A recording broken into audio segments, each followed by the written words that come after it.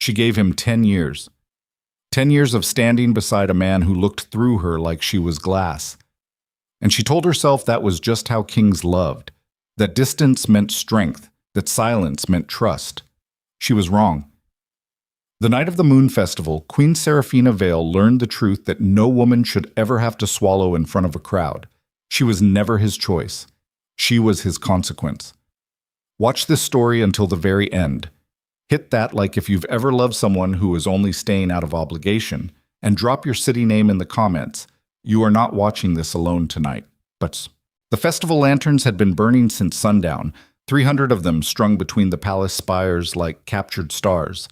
And Seraphina Vale stood at the window of her dressing chamber watching them sway in the cold autumn wind, and feeling something she could not yet name pressing against the inside of her chest.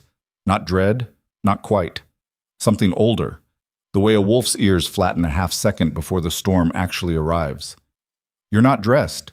Mira's voice came from behind her, dry and careful in the way it always got when the handmaiden knew something was wrong, but hadn't been given permission to say it yet. "I'm looking at the lanterns. The court expects you in the grand hall in 40 minutes, my queen." "I know when I'm expected."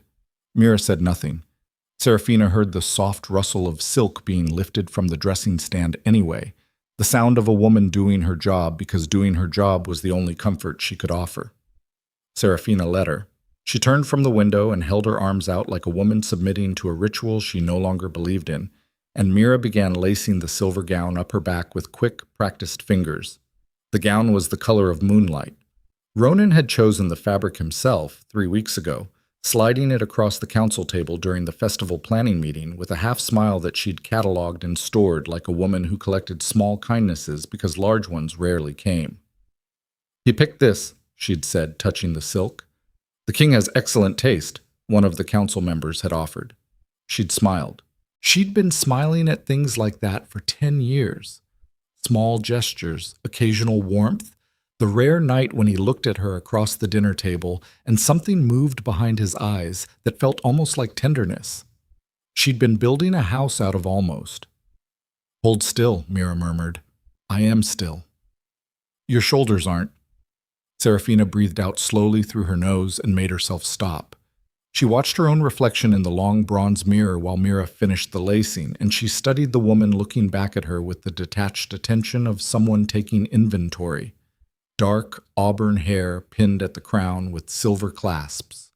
Green eyes, the color of deep forest water, a little too direct, a little too clear. The kind of face people called striking rather than beautiful, which meant it had edges, and people weren't sure whether those edges were dangerous or just honest. She looked like a queen.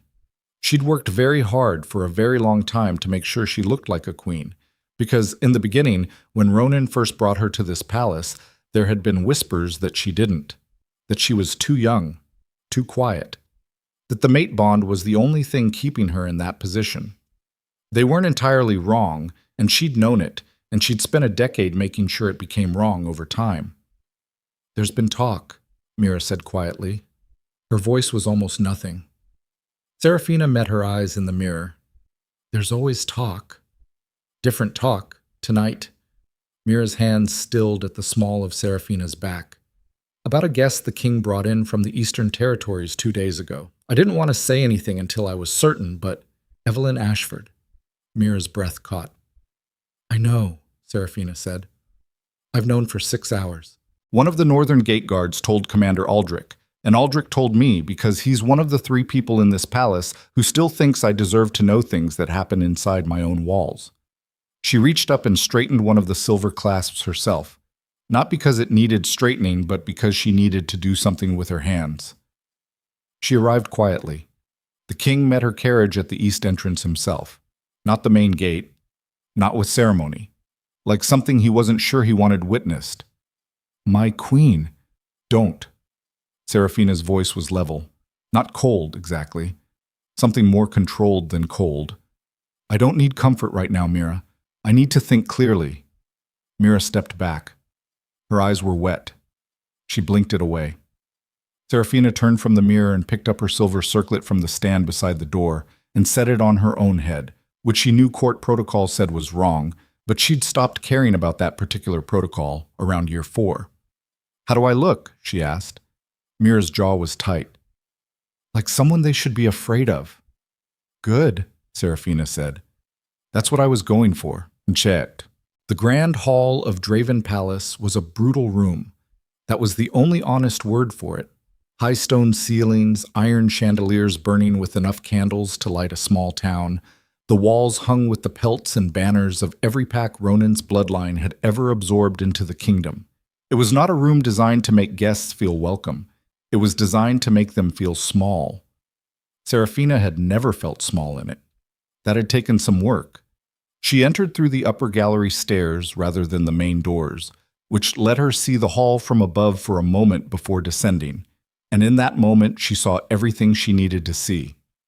Ronin stood near the center dais, tall and broad in his black ceremonial coat, his dark hair pushed back from his forehead in the way it got when he'd been running hands through it, a nervous habit she'd spent years learning and cataloging along with all the others.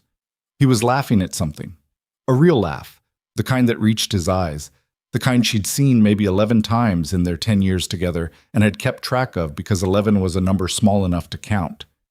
He was laughing at something the woman beside him had said. Serafina had prepared herself. She'd told herself she was prepared. She'd stood in her dressing chamber and made herself say the name out loud 3 times. Evelyn Ashford, Evelyn Ashford, Evelyn Ashford, like a ward against surprise. It had not prepared her. Evelyn Ashford was not what cruelty required her to be. She was not sharp-featured or predatory. She was warm-looking, golden-haired, with a mouth that seemed like it smiled easily, and eyes that were currently focused on Ronin with an expression that Serafina recognized because she had practiced something very close to it herself and had never once achieved it naturally. Ease. Pure ease. The ease of a woman standing next to someone she had always expected to be standing next to. Serafina made herself walk down the stairs. She kept her pace measured. She kept her chin level. She felt the room register her arrival in the way rooms always did. The slight shift, the turned heads, the quiet that rippled outward from wherever she walked. She had built that effect deliberately over years, and she was grateful for it now because it gave her something to inhabit while every instinct she had was telling her to stop moving, to go back, to not make herself watch this up close. She watched it up close. Ronin saw her when she was about 20 feet away. His laugh faded. Not quickly, not guiltily, just faded the way warmth fades when a window opens. He straightened slightly. Evelyn followed his gaze and her own expression shifted into something carefully neutral, and Serafina filed that away too. Carefully neutral meant aware. Aware meant she knew exactly what she was walking into. "My queen," Ronin said. His voice was the same as always. Deep, controlled. The voice of a man who had learned early that kings who raised their voices lost half their authority doing it. "You look well." "Thank you." Serafina stopped at a distance that was precisely close enough to be correct and precisely far enough to be deliberate. "I wasn't aware we had guests arriving from the east. It was arranged quickly." He didn't flinch. He never flinched. "Serafina, this is Lady Evelyn Ashford. Her family holds the eastern borderlands. She'll be attending the festival at my invitation." Evelyn extended her hand. "Queen Serafina, I've heard a great deal about you." Serafina took the hand and shook it once, the grip of someone who has trained with soldiers, firm enough to register. "And I you," she said. "Though most of what I've heard, I'm choosing to disregard in favor of forming my own impression." A beat of silence. Evelyn smiled. It was a good smile, practiced and warm at the same time. "I appreciate that." "I'm sure you do." Serafina released her hand and turned to Ronin. "A word before the ceremony begins?" "The ceremony begins in 20 minutes. "Then we have 20 minutes. Something moved across his face. Not guilt. Ronin was not someone who wore guilt the way ordinary people did. It was more like the expression of a man who had anticipated a problem and was now having to deal with the problem earlier than expected. He excused himself from Evelyn with a brief touch to her wrist, the touch of a man unconsciously signaling possession, and followed Serafina into the side corridor. Parpets. The The corridor was lit by a single iron torch bracket and smelled of cold stone and the oil they used to treat the floors. Serafina stopped walking when they were far enough from the hall to not be heard and turned to face him. "Who is she here for?" she said. Not a question. "She's here as a political guest. The Eastern border agreements need to be renewed, and her family's cooperation is—" "Ronan." He stopped. "We have been married for 10 years, she said, keeping her voice very quiet and very even. "I have sat through trade negotiations and council meetings and 3 different border wars. I know what a political guest looks like. She is not here as a political guest." She watched his face. "Tell me who she's here for." The silence in the corridor was the kind that has weight. Serafina had learned to be comfortable in silences like this. She'd had practice. "I invited her," Ronan said finally. "Because I wanted to." He looked at Serafina directly, and the directness was almost its own kind of violence. No evasion, no softening. "I owed her that much." "You owed her. We had an agreement before the bond, before you." He said it flatly, not cruelly, which was worse. "I was going to marry her. That was decided. The bond changed things, and I honored it. But I was never able to give her—" "You never told me this." Serafina's voice was steady. Her hands were not. She pressed them flat against her thighs through the silk of her gown. 10 years, Ronan. You never said her name once." "I didn't think it mattered." "You didn't think it mattered." She breathed in through her nose slowly. "All right, she's here. What happens now?" He met her eyes, and Serafina saw it then. Had been seeing it for 6 hours, maybe for years, had been choosing not to see it. The thing in his face that wasn't guilt or regret, but something else entirely. Something that looked almost like resolve. "I don't know yet," he said. "That's not an answer. It's the only honest one I have." She looked at him for a long moment. This man she had stood beside for a decade, had defended in council, had managed alliances for, had learned every cold quiet of, had loved in the stubborn, methodical way of someone who keeps tending a fire even when it gives no heat. She looked at him and understood, in the way you sometimes understand things that have been true for a long time before you let yourself name them, that she had never been his choice. She had been his situation. "Go back to your guests," she said. "Serafina, go back to your guests, Ronan. The ceremony starts in 15 minutes, and kings don't arrive late." He went. She stood in the corridor for 30 seconds, listening to his footsteps recede, and then she put both hands flat against the cold stone wall and pressed until the cold ran up her arms and into her shoulders, and that was something real and present to hold on to. Then she pushed off the wall and went back into the hall. Utsik. The Moon Festival ceremony had a structure that had not changed in 4 generations. The king and queen processed together through the hall while the court stood, then took their places at the dais while the head elder spoke the traditional words about unity and the sacred nature of the mate bond, and then there was a formal toast, and then the hall opened into celebration. Serafina knew every beat of it. She had participated in it 9 times before. She stood at the entrance of the hall and watched Ronan move back to Eveline's side, watched the easy way they leaned toward each other in conversation, and she thought about the mate bond, the deep invisible thread that had connected her to him since the night she'd turned 21 and walked into a room at a border summit and felt the entire architecture of her world rearrange itself around one man standing across the room with his back to her. She'd touched his arm to get his attention. He'd turned around, and she'd seen in his face, in the half-second before he controlled it, the thing that lived underneath all his control, not joy, not what she'd hoped for, but something more complicated. Recognition mixed with something that looked almost like grief. She hadn't understood it then. She understood it now. He'd already loved someone, and the bond had arrived like a verdict neither of them had the right to appeal. She walked into the hall and took her position at the entrance to the processional corridor. Ronan came to stand beside her a moment later. They didn't speak. The elder took his place at the dais. The court assembled into its rows. "Ready?" Ronan said quietly. "Are you?" she said. He didn't answer. They walked. What? It happened not during the ceremony but after it, in the space that should have been the formal toast. while the court stood with raised glasses and the golden light of 300 lanterns played across the stone. Ronan stepped forward from the dais, not toward Seraphina, away from her. He moved to the center of the floor and the court shifted attention toward him, with the trained automatic attention of people who'd spent their lives reading the room for a king's movements. He held his glass up. "I want to speak tonight," he said, "not as a king reciting tradition, as a man who has carried something unspoken for a long time." Seraphina felt the first cold thread move through her chest, not yet understanding, not quite yet. "There are bonds that the world makes for us," Ronan said, "and there are bonds we make ourselves. I have respected the first kind. I have honored it as duty and law demanded." He turned, looked at Evelyn across the room. "But tonight, before my court and my people, I want to acknowledge the bond that was mine before fate intervened. Lady Evelyn Ashford, who I promised myself to before any other claim was placed on me, who I have wronged by silence and absence for a decade." The hall was completely still. "Evelyn," his voice was clear and deliberate, not loud.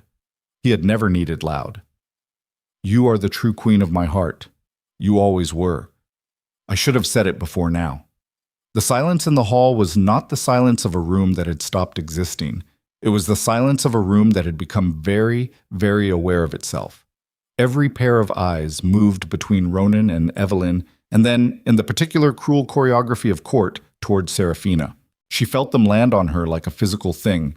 200 pairs of eyes watching to see what a queen did when her husband publicly handed her heart to another woman in front of the assembled nobility of the realm. She did not move. She did not change her expression. She held her glass at the correct angle, and she stood with the posture of a woman who had trained with soldiers and stood through border wars and managed councils, and she made herself present in every cell of her body. She heard Evelyn's voice across the hall, soft and careful. "Ronan?"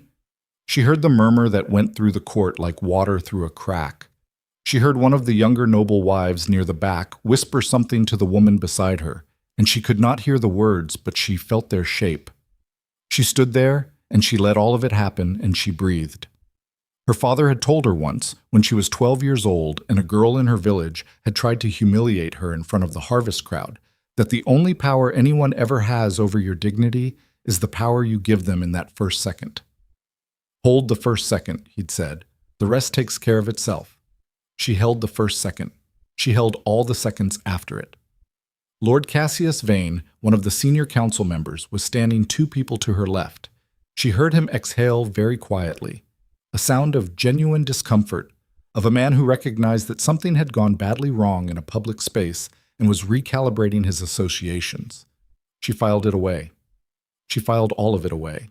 She waited until the murmur in the hall had settled, until Ronan had finished his toast and the awkward chorus of raised glasses had moved through the room, and then she walked, not quickly, not slowly, to the nearest side door and through it. The east terrace ran along the outside of the grand hall and looked out over the lower city, its rooftops dark under the autumn sky, the festival lanterns of the common quarters blinking in the distance like pale fires. Seraphina stood at the stone railing and put both hands on it and looked out at the city and let herself shake. Not crying. She was not crying. The shaking was different. It was the body releasing something it had been holding under compression, the specific physical unwinding of controlled muscle, and she let it run through her arms and out through her hands into the stone, and when it was done, she was left with something clarified and quiet underneath.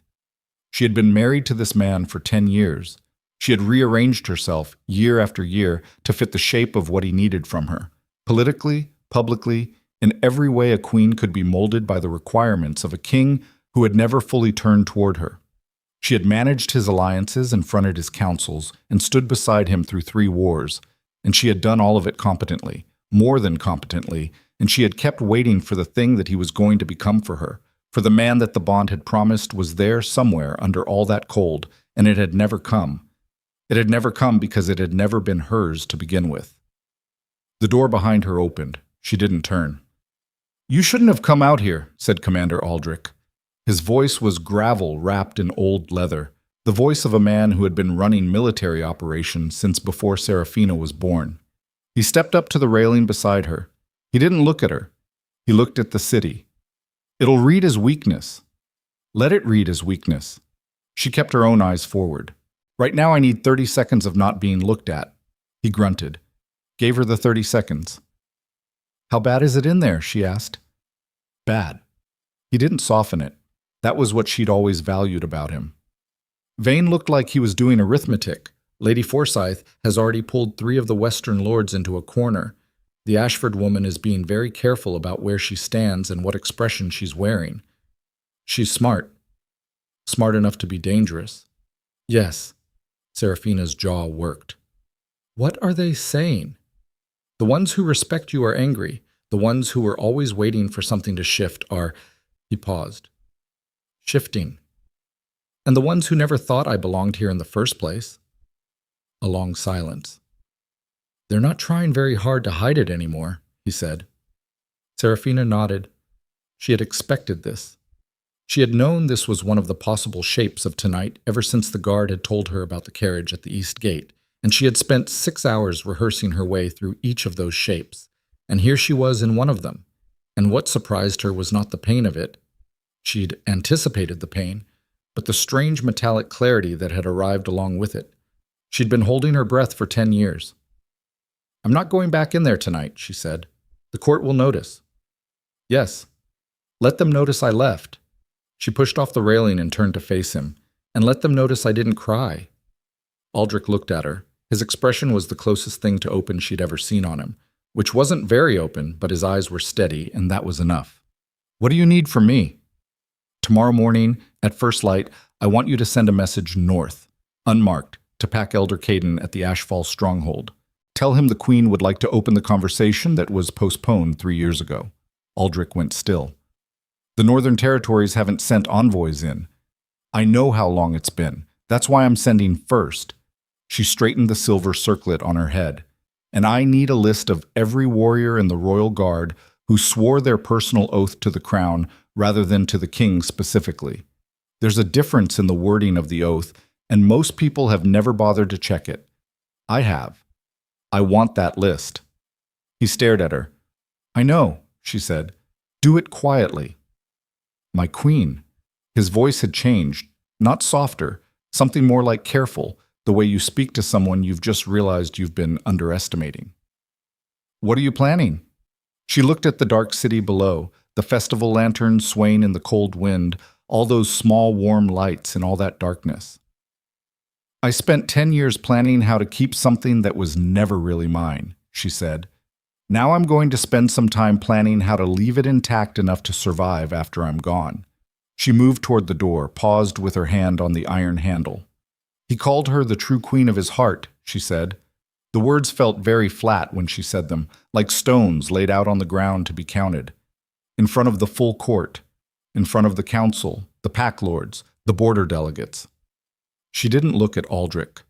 The entire room just watched him make me nothing. You're not nothing. No, she agreed. I'm not. She opened the door, which is why I'm done standing still and letting people act like I am. She did not sleep that night. She sat at the desk in her private study with the door bolted and 3 candles burning, and she worked methodically through everything she knew. The names of every council member and the specific nature of their loyalties, to Ronan, to the kingdom, to themselves, in that order or some variation of it. The northern trade routes and why Pack Elder Caden had refused to renew agreements 3 years ago, and what he'd wanted then, and whether those things were still within her power to give. The legal texts she'd spent 2 years studying quietly, not because anyone expected her to, but because she'd learned early that the woman in the room who'd done the reading has the advantage no one can take back. She was still working when the sun came up. The knock on her door came at dawn, soft and specific. Mira's knock, 3 short and 1 long. Come. Mira entered and set a cup of hot tea on the desk and stood back. Her eyes moved over Serafina's face with the practiced attention of someone checking for damage and cataloging what she found. He didn't come to the chamber last night, Mira said. No. Lady Ashford was given the blue room. I know. Serafina wrapped both hands around the hot cup. The blue room has a connecting door to the royal corridor. It's mostly ornamental. The bolt is on the blue room side. I had it moved to the corridor side 4 years ago because I was doing renovations on the east wing and the architect suggested it. She looked up. I don't know that Ronan knows that. Mira was quiet for a moment. You planned for this. I planned for a lot of possibilities. This is one of the worst ones. She drank the tea. It was bitter and too hot and exactly what she needed. Start packing my personal documents. Not my official records. Those stay. My personal correspondence, my research materials, anything from before I came to this palace. Pack them as if they're going to storage for a renovation. Mira pressed her lips together. How long do we have? I don't know yet. Long enough to do this right. Serafina set down the cup. What I know is that something is moving in this court that is bigger than Ronan bringing back an old love. Last night was a performance. It was too deliberate, too public. She folded her hands on the desk and looked at them. Steady now, no shaking. Ronan is many things, but he is not a man who makes grand declarations for the pleasure of it. He would have told me privately if this were only about her. He announced it in the hall because someone wanted it announced in the hall. You think the Ashford woman? I think the Ashford woman, and at least 2 council members, have been moving pieces for longer than anyone realizes. She picked up the quill, which means I need to move faster. She had been writing for another hour, the scratch of quill on parchment steady in the quiet room, when she heard something that made her set it down. Voices in the corridor, not her corridor, the royal corridor beyond her apartments. Ronan's voice, low and controlled, and another voice that she needed only 1 syllable to identify. Eveline's voice, coming from the direction of the blue room, not from the hall, not from downstairs. From inside the private residential corridors, the part of the palace that no guest should be able to reach without passing through the chamberlain's checkpoint. The bolt on the blue room door was on the corridor side. She'd moved it 4 years ago for the East Wing renovations. She'd been wrong about one thing. She'd assumed Ronan didn't know. She stood up slowly from the desk. She moved to the door of her apartments and pressed her ear against the wood and listened to the specific unhurried rhythm of 2 people talking in a corridor they both considered theirs. She listened to Ronan's voice, that controlled, low, mourning voice, the one she'd woken to occasionally when they'd shared the same chambers in the first 2 years, before they'd quietly stopped doing that. And she heard in it something she had never heard in any of the 11 times he'd really laughed or any of the rare nights he'd been almost tender. She heard at ease. She stepped back from the door. The mate bond was a physical thing. That was what the old text said, what every wolf-blooded person learned as a child. A thread woven into the body itself, the soul, if you believed in that word, connecting 2 people at the level below language and choice. She could feel it now, as she stood in the middle of her study with her hands very still at her sides. Feel it the way you feel a scar, not in pain but in memory, in the specific shape of something that had been cut and healed and was never quite the same after. She could feel it telling her things about Ronan that she didn't want to feel. His ease, his warmth, the particular quality of his attention in that corridor. Things he had never quite felt for her. Not in 10 years. She turned back to the desk. She sat down. She picked up the quill. She had work to do. She was going to do it. She had been still for a decade. She had been patient and accommodating, and she had believed, with the stubborn faith of a woman who could not afford not to believe, that the bond was enough, that proximity was enough, that if she was good enough and present enough and useful enough, he would eventually turn all the way toward her. He had turned, just not toward her. She looked at the map of the Northern Territories she'd unrolled across the desk. The Ashfall stronghold. Pack Elder Caden, who had 7,000 wolves under his authority, and who had been sending quiet messages to the palace for 3 years and receiving nothing useful in return because no one had thought the northern packs were worth cultivating. She had thought they were worth cultivating. She had been told, politely and then less politely, that her concerns were noted. She drew a slow, careful circle around Ashfall on the map. Outside in the corridor, the voices had gone quiet. She heard footsteps moving away, 2 sets, together, in the same direction. She put down the quill, picked it back up, made herself right. She was still writing when Mira came to tell her that Ronan had sent word through the Chamberlain, not in person, through the Chamberlain, like a message to a department head, that Lady Evelyn Ashford had been invited to remain at the palace indefinitely, and that her suite was to be given full royal guest treatment, which meant the household staff now answered to Evelyn's requests, the same as they answered to Seraphina's, the same rank, in the same house. Seraphina read the Chamberlain's note twice, set it face down on the desk. She thought of her father's voice, the harvest crowd, the first second. She thought of a thread woven into the body itself, connecting two people below the level of language. She thought about what it would take to cut that thread. Not just walk away from it, cut it. What that would cost. Whether she was willing to pay it. She was still thinking when Mira came in a second time, 2 hours later, looking like she'd aged 5 years in the space of a morning. "There's something else," Mira said. Seraphina looked up. "I was in the lower hall when Lord Vane's secretary came through." Mira's voice was barely above a whisper. "He had documents. I couldn't read them, but I saw the seal on the outer binding." She paused. "The Moon Throne seal. The ancient one, not the current royal crest. The original succession seal that hasn't been used since before Ronan's grandfather's time." Seraphina went very still. "Only 2 kinds of documents use that seal," she said slowly. "A formal declaration of abdication." She looked at Mira.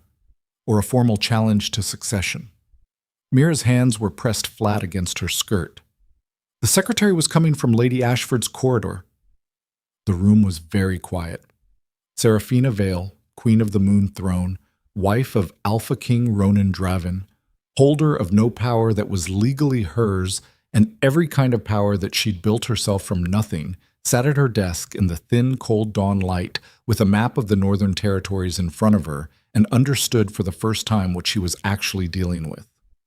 This was not a man who had brought back an old love. This was not even a betrayal of the heart.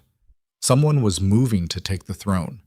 And they had been inside her house for 2 days, wearing a warm smile and speaking in careful tones and standing in corridors at dawn like a woman who had already decided where she lived. Seraphina pushed back from the desk. She crossed to the window. She looked at the city below, the festival lanterns gone cold and dark in the morning light, the streets beginning to fill with ordinary life that knew nothing yet about what was unraveling above it. "Get me Aldrich," she said. "Now. He'll be at the morning drill. Now, Mira." Mira left at nearly a run. Seraphina stood at the window and looked at her kingdom and understood, with the terrible clarity of a woman who had finally stopped making herself small enough to fit what someone else needed, that if she was going to survive what was coming, she could not afford a single wasted move from this moment forward. The mate bond hummed in her chest like a live wire. She was going to have to cut it herself, and the act of cutting it she knew from the forbidden text she'd read 3 years ago in the palace library when she couldn't sleep. The act of deliberately destroying a mate bond from the inside using the old royal magic that no queen had touched in 200 years would not only nearly kill her, it would be visible to every wolf-blooded person in the kingdom, every pack lord, every border warrior, every noble and soldier and farmer who carried the blood. They would all feel it. They would all know that the queen had chosen to burn it rather than keep it. Her hands were steady on the window frame. Outside, the city moved through its mourning. Somewhere below, a child was laughing. She could hear it faintly through the glass, high and clear, completely unaware of anything. She had one move before Evelyn and Vane realized she knew about the documents. She had one move before Ronan was fully committed to a course he couldn't walk back from. One move to get her people in place, her alliances set, and her exit built.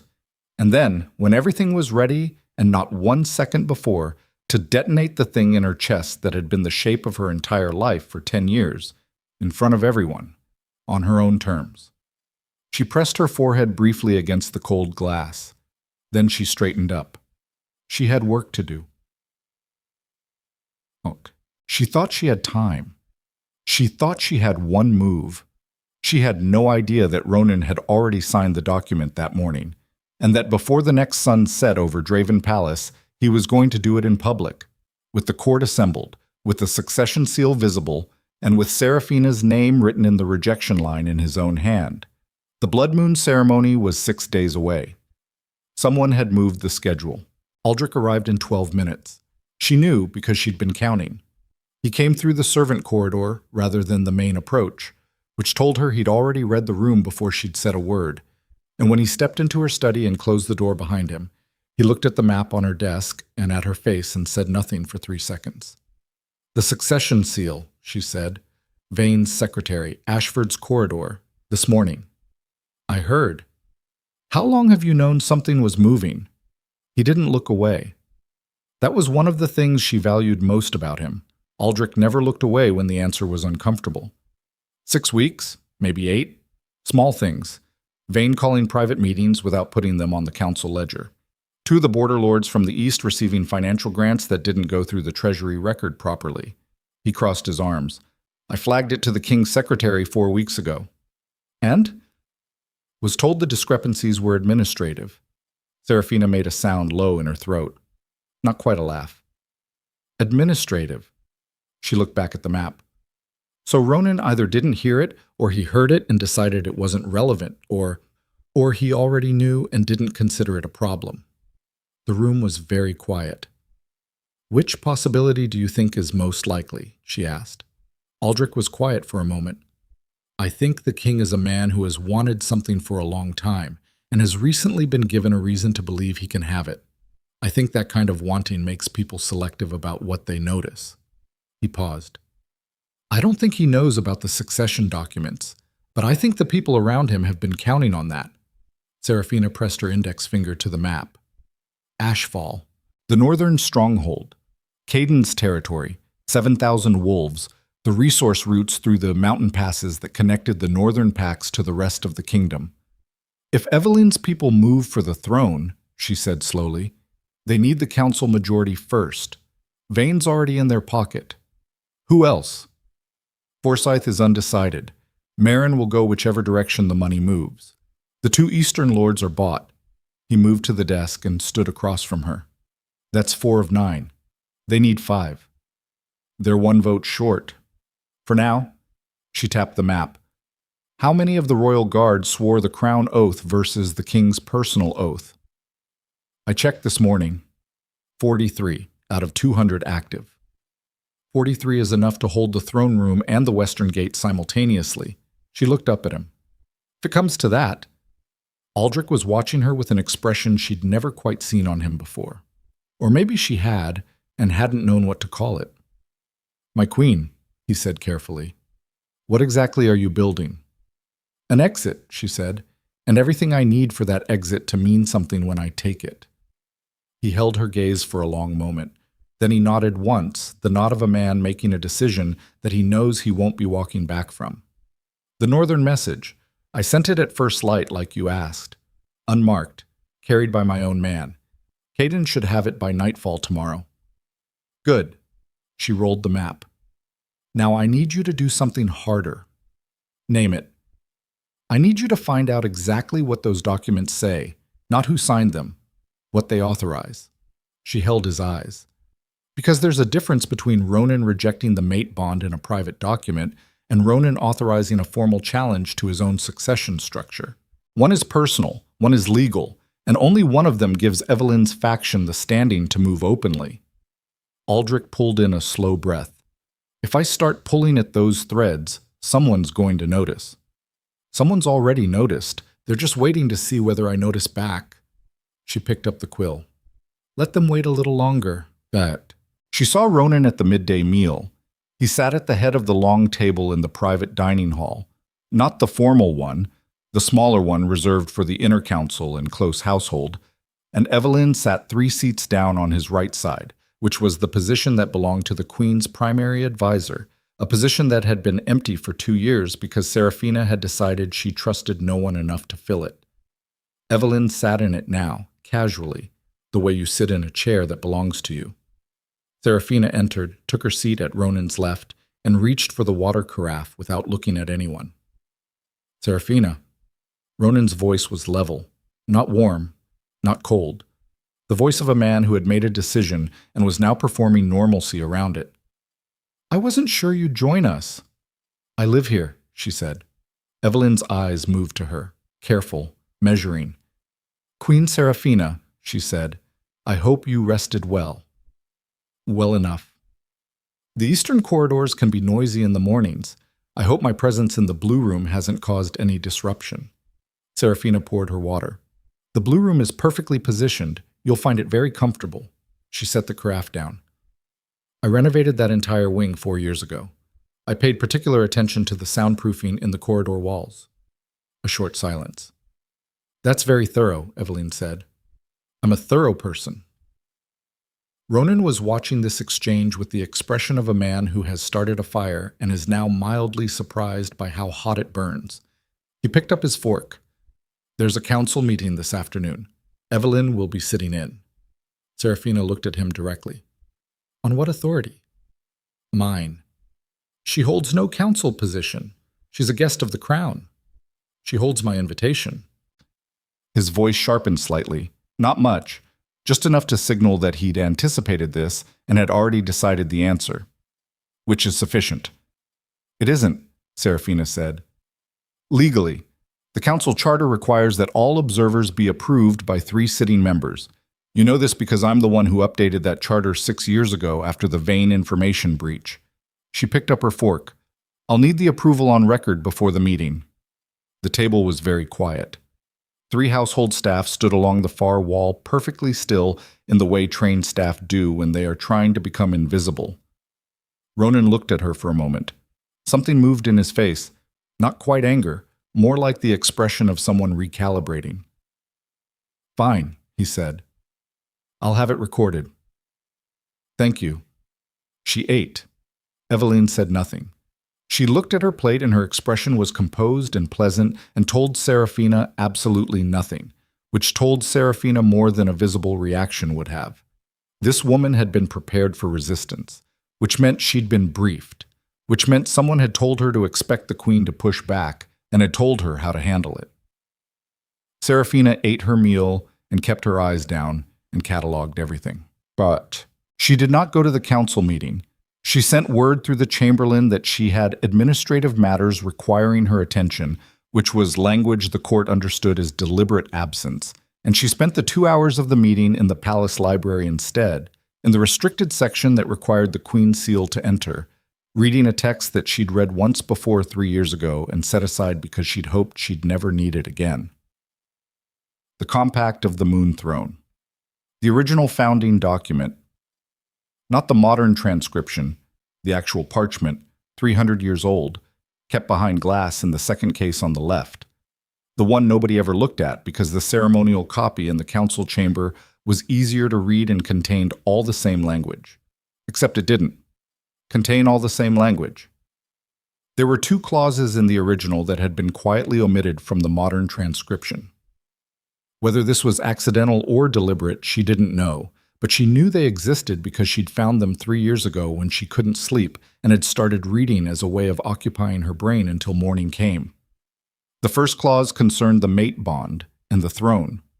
Specifically, that a reigning monarch who formally severed or rejected the sacred bond while in possession of the throne thereby surrendered a quarter of their executive authority to the senior council as a safeguard against ruling alone without the stabilizing influence the bond was said to provide.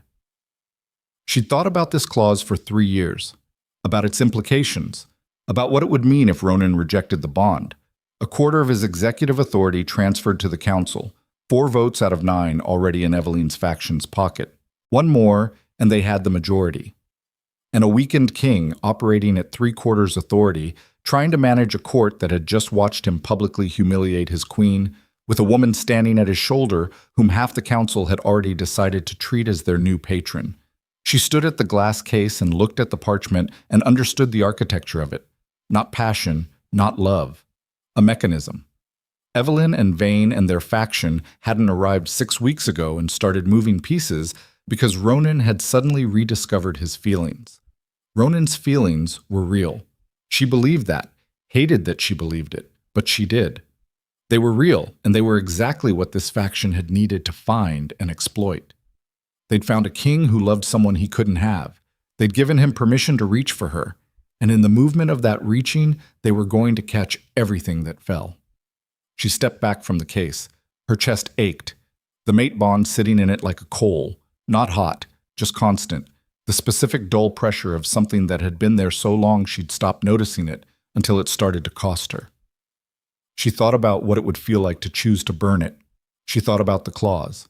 A quarter of Ronan's authority transferred to the council, but the clause said senior council, and the queen was technically the highest-ranking senior council member. That language was also in the original document and also not in the modern transcription. She pressed her fingers against her mouth for a moment, then she went to find the palace archivist.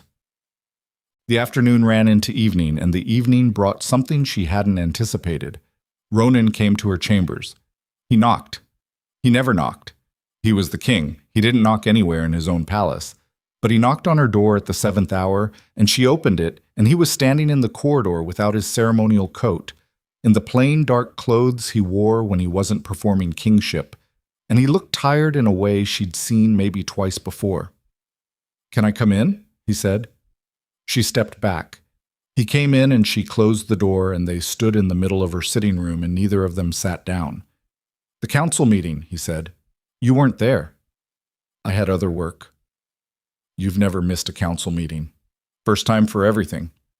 He looked at her. His jaw was tight. "I know last night was—" "Don't," she said. He stopped. "Don't tell me what last night was." She kept her voice level. She'd been practicing this level voice for a day and a half, and she was getting very good at it. "I was there. I know what it was. I handled it badly." "You handled it exactly the way you planned to. That's not handling something badly. That's choosing to do it publicly instead of privately, and you're smart enough to know the difference." He was quiet for a moment. She watched his face, the tight jaw, the slight furrow between his brows, the way he breathed through his nose when he was working through something he didn't want to say. She'd spent 10 years learning this face, and it felt unbearable and necessary to keep doing it. "I'm not asking you to accept this gracefully," he said. "I know I don't have the right to ask you that." "Then what are you asking?" "I'm asking—" He stopped, started again. "I'm asking you not to fight this in ways that damage the kingdom." She stared at him. "What I said last night," he said, "is going to have political consequences. I know that. There are people in the court who will try to use the instability. I need you to not give them—" "You stood in front of the full court and called another woman the queen of your heart." Her voice was still level. She was very proud of how level it was. "You did it at the Moon Festival, with every pack lord and border delegate in attendance, and you are now standing in my chambers asking me to manage the political fallout in a way that's convenient for you. That's not— Is there something specific you wanted, Ronan? Because I have work to finish." He was quiet for a long time. The fire in the grate was burning low and the room was cold, in the way her rooms always got cold because she ran warm and kept the fires small, and he'd always run cold, and they'd spent years compromising on temperatures, and she thought of that suddenly and almost laughed. "Evelyn isn't what you think she is," he said. Serafina looked at him. "What do I think she is?" "A threat, a move, something calculated."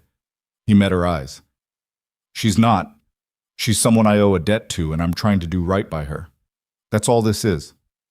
"And the succession documents with Vane's seal and her signature?" The silence was very different from the ones before it. She watched something cross his face. Not guilt, not recognition. Something that looked almost like confusion. "What documents?" he said. She studied him. She was very good at reading him, and she read him now the way you read a map in bad weather, carefully, slowly, checking everything twice. His confusion looked real. His confusion looked exactly like the confusion of a man hearing something for the first time. Either he was a better performer than she'd ever given him credit for, or he genuinely didn't know. "Ask Vane," she said.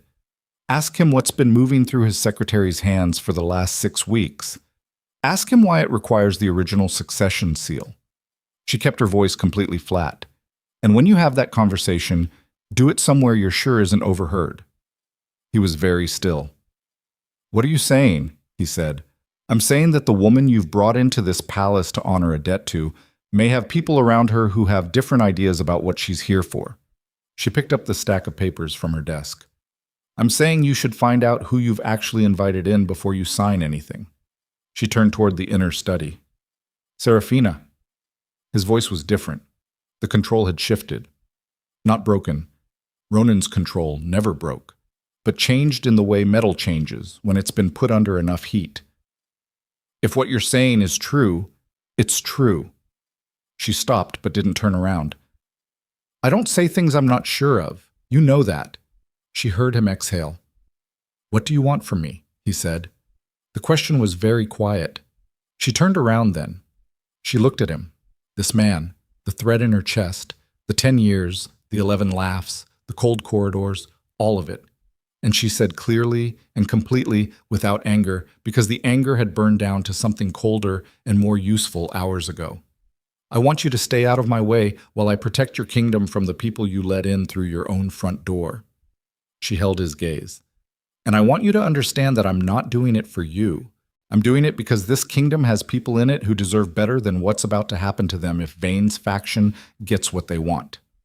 He looked at her for a long moment. And us? He said. Is there an us to...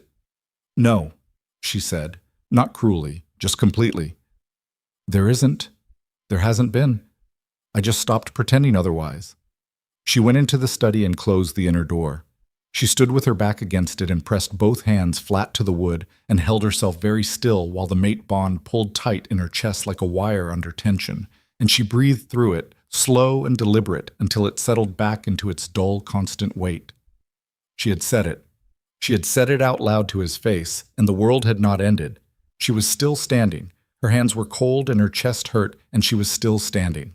That was something.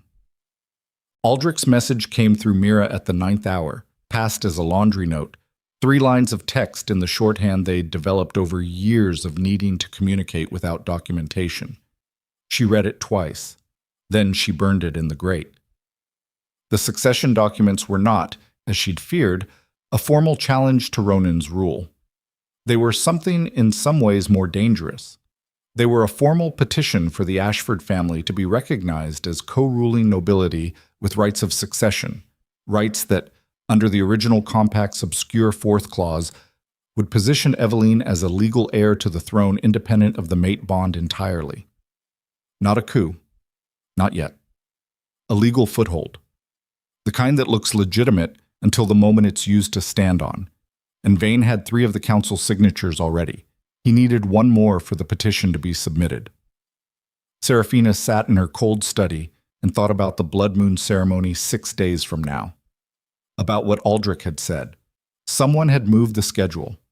About the original compact and the clause about executive authority and the clause about the Queen as senior council member. She thought about 43 royal guards who had sworn the crown oath. She thought about Pack Elder Caden, who would receive her message by nightfall tomorrow. She was not running. She had decided she was not running. Running meant abandoning the field, and the field still had people on it worth protecting. But she had 1 move left before Ronan's faction realized she knew the shape of the board, and she needed to make it count. She pulled a fresh sheet of parchment, dipped the quill. She began writing a second letter. Not to Caden, to Lady Forsyth, the one undecided council vote, the woman who had served on the council for 20 years and who had, twice in the last 3, voted in ways that aligned with Serafina's positions even when the political current ran the other way. She'd never directly cultivated Forsyth. She'd always maintained a careful professional distance that now felt like the specific stupidity of a woman who'd been playing not to lose instead of playing to win. She wrote the letter in the careful language of someone who is not asking for anything but is simply making sure a colleague has access to relevant information before a significant decision. She included the original compact's 4th clause, which she copied from memory, and the succession seal's specific legal implications, and nothing else. She sealed it, set it aside for morning delivery. Then she sat back and looked at the ceiling and listened to the palace settle around her, the distant creak of old stone cooling in the night air, the soft movement of guards in the outer corridors, the sound of a place that had been her home for 10 years and was going to have to become something else. The door from the servant corridor opened without a knock. Only 2 people had access to that door. One was Mira, the other was Aldrich. His face when he stepped in told her immediately that something had changed. "What?" she said. "The blood moon ceremony." He crossed the room and stopped in front of her desk. "It's not in 6 days." She went still. "Vane submitted a calendar revision to the King's secretary this afternoon," Aldrich said. "Emergency protocol invocation. Rare celestial alignment requiring the ceremony to be moved forward." He held her eyes. "It's been rescheduled. Ronan approved it 2 hours ago." She already knew the answer, but she asked it anyway. "When?" 3 days from now." She felt it, the specific internal click of a situation snapping closed around her. 3 days. She'd built her strategy around 6. Caden's response wouldn't reach her in 3 days. Forsyth needed time to read the compact and reach her own conclusion. The 43 Crown Oath guards needed to be quietly repositioned without triggering notice. 3 days was not enough time for any of it. Unless. She looked at the map still partially unrolled on her desk. The northern routes, the Ashfall stronghold. "Aldrich," she said slowly, "how fast can your man ride north if his horse doesn't stop?" 30 hours. Maybe less if he changes mounts at the Keller station. And if he carried a second letter. She was already reaching for the parchment. A letter with the Queen's seal and a very specific request that Caden move his answer from a message to a presence. Aldrich was quiet. She could hear him running numbers, the silence of a military mind doing logistics. He'd need to ride immediately on receipt, hard pace. His outriders would have to move ahead of the main column. He paused. If Caden actually responds to that request, if he decides you're worth it, his wolves could be at the northern gate by dawn of the ceremony day. Will he decide I'm worth it? Another pause. Longer.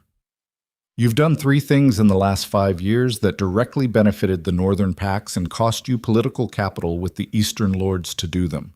Caden is a man who keeps books. Does he balance them? He hasn't yet, Aldrich said, but he's been waiting for the right ledger entry. She wrote the second letter. She wrote it fast, in plain language, without ceremony or careful diplomatic softening, because men like Caden respected plain language and had no patience for the other kind. She told him what was happening. She told him what she needed. She told him what she was prepared to offer in exchange, not payment, not favors, but a formal recognition in writing that the Northern Territories held equal standing in matters of royal succession as any Eastern borderland family. A clause that Vane's faction had been very careful to exclude from every document they'd circulated in the last decade. She told him the ceremony was in 3 days, and that if he wasn't there, it would proceed without him, and the kingdom would look different on the other side of it. She sealed it, handed it to Aldrich. He was already moving. At the door he stopped. If this doesn't work, then I burn the bond alone and we deal with what comes after that. He looked at her for a moment. And if it does work? She looked down at the blank parchment still in front of her, at the quill in her hand, at the cold study and the low fire and the night pressing against the windows. If it works, she said, then I walk into that ceremony on my own terms instead of theirs. He left. She sat alone in the quiet and felt the mate bond in her chest and did not let herself think about what it would feel like to choose. She had 3 days. She would sleep for 4 hours. She would be up before the palace stirred. She was still at the desk, quill moving, when the sound came from the corridor outside her main chamber door. Not Mira's knock, not Aldrich's quiet signal, but a different knock, light and deliberate, the knock of someone who was making sure they were heard. And then Eveline's voice, clear through the wood, calm as a woman who expects doors to open for her, Queen Seraphina. I think it's time we spoke honestly, don't you? Seraphina set down the quill. She looked at the door. 3 days.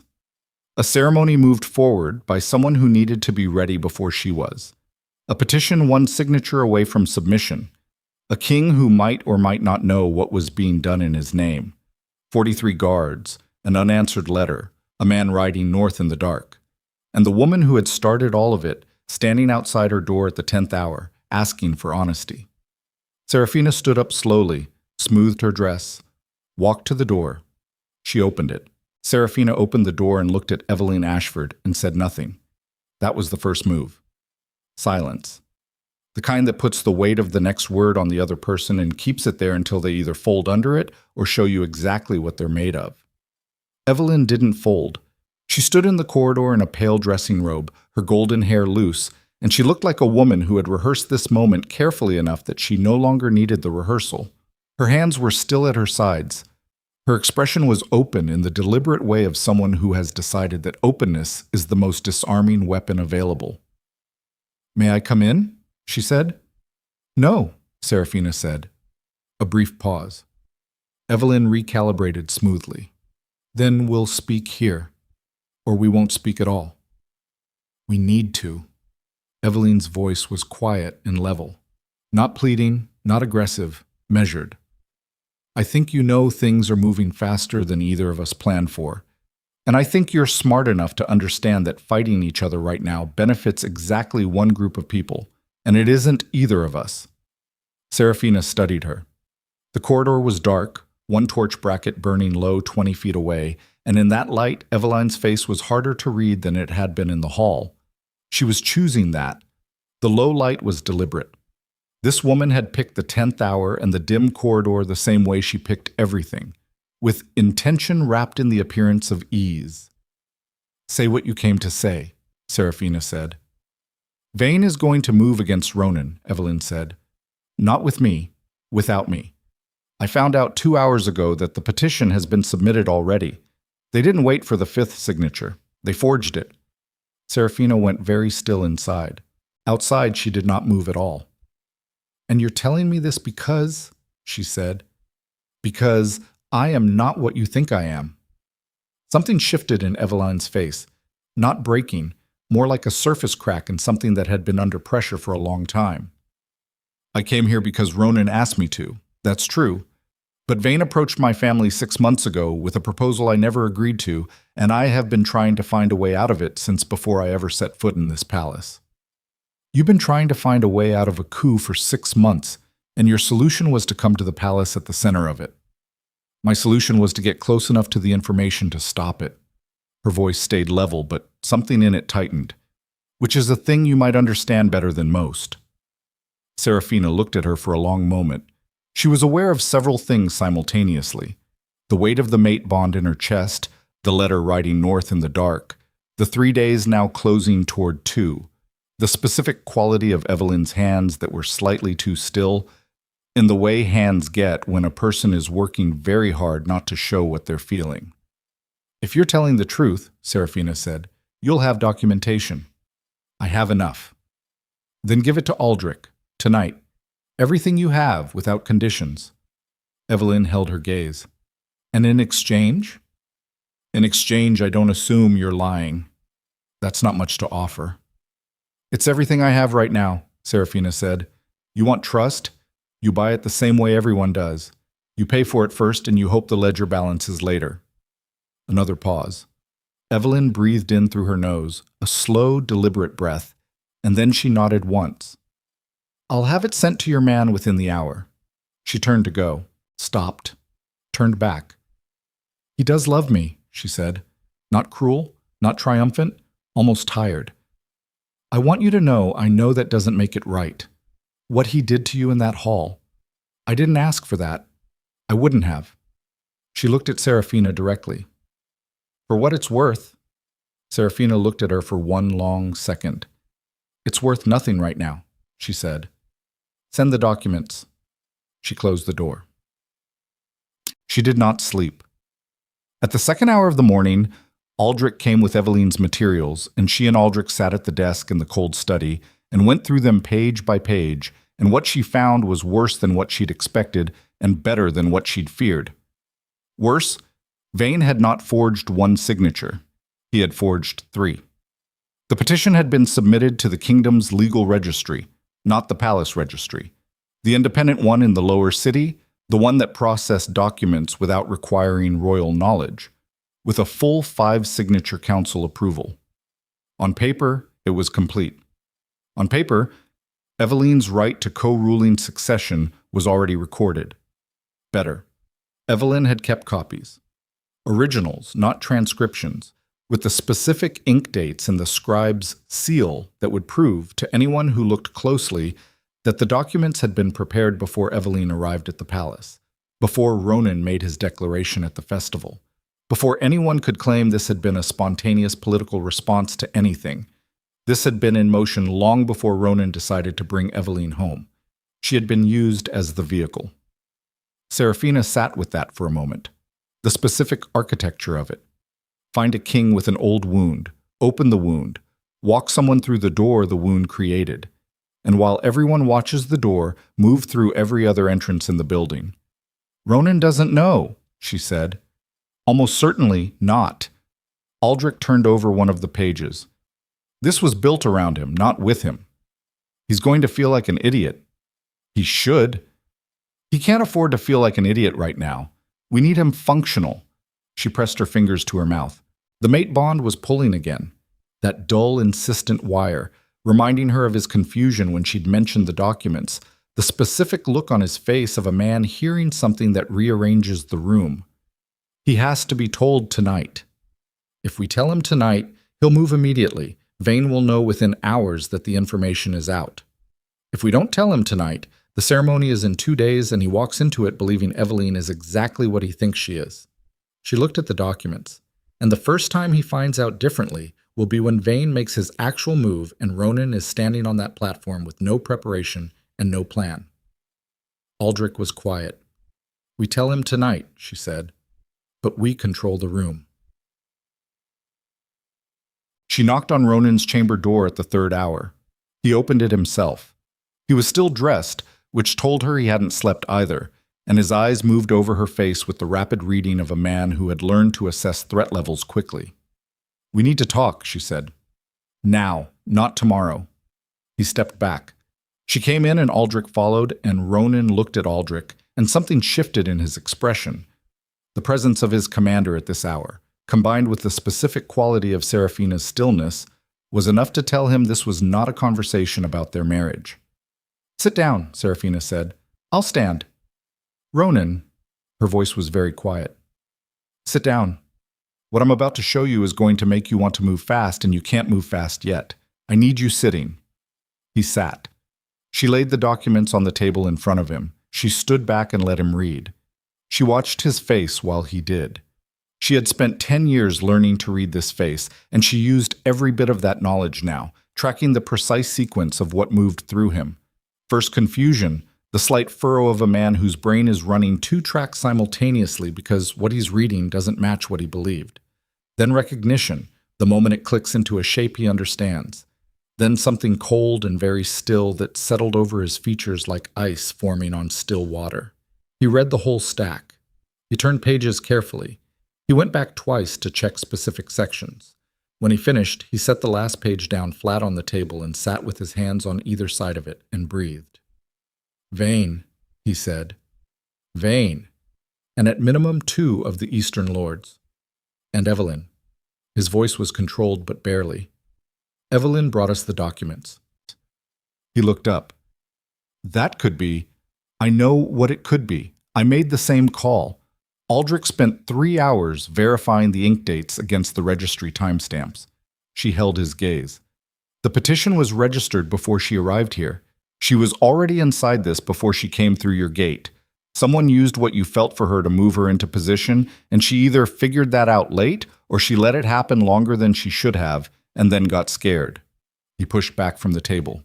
He stood and moved to the window and stood with his back to them, and Serafina watched the line of his shoulders and understood exactly what was happening in the body of a man who had just realized that the single most significant emotional decision he had made in a decade had been a mechanism in someone else's machine. How long? He said. 6 weeks minimum, possibly longer. And you knew. I knew something was moving 2 days ago. I didn't know the full shape until tonight. He turned. His face was controlled. His eyes were not. Why didn't you? Because 3 days ago you stood in front of your court and made a public declaration that should have stayed private, and until tonight I wasn't certain you weren't part of it. She said it flat and clean and watched him take it. I'm telling you now because I've verified enough to be certain you weren't, and because the ceremony is in 2 days, and if you walk into it without knowing this, Vane wins in the opening move. The room was very quiet. Aldrich stood near the door with his arms crossed and his face showing nothing. Ronan looked at Serafina for a long time. The mate bond ran between them in the silence like a current neither of them was touching. She felt it, and she knew he felt it, and they both stood on opposite sides of it, and neither of them stepped forward. "What do we do?" he said. She almost said we. She caught it. "You arrest Vane in the morning on documentary evidence of fraud, quietly, before he knows the documents are exposed." She reached past him and gathered the papers.